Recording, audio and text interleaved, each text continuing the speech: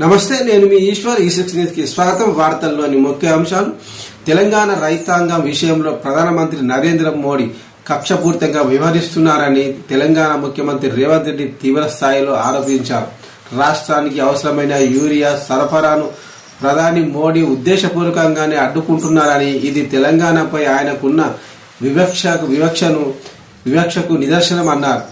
రాష్ట్ర రైతుల అవసరాలకు దృష్టిలో పెట్టుకొని సరిపడా యూరియాను పంపించాలని లేఖలు, విజ్ఞప్తులు రూపంలో ఎన్నోసార్లు కోరిన కేంద్రం నుంచి స్పందన రావడం లేదని సీఎం ఆవేదన వ్యక్తం చేశారు.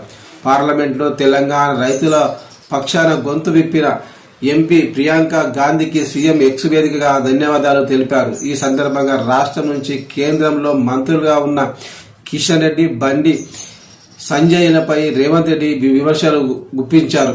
రాష్ట్ర రైతాంగానికి అండగా నిలవాల్సిన వారు తమ బాధ్యతను మర్చి కేవలం మోడీ భజనకే పరిమితమయ్యారని విమర్శించారు. మరోవైపు బీఆర్ఎస్ ఎంపీల తీరుపైన ఆయన మండిపడ్డారు.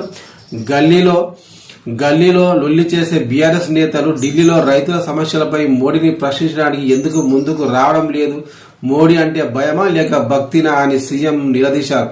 రైతుల కోసం కేంద్రంపై ఒత్తిడి తేవాల్సిన సమయంలో పార్లమెంట్లో బీఆర్ఎస్ ఎంపీలు కనిపించకుండా పోయారని ఆయన ఎద్దేవా చేశారు.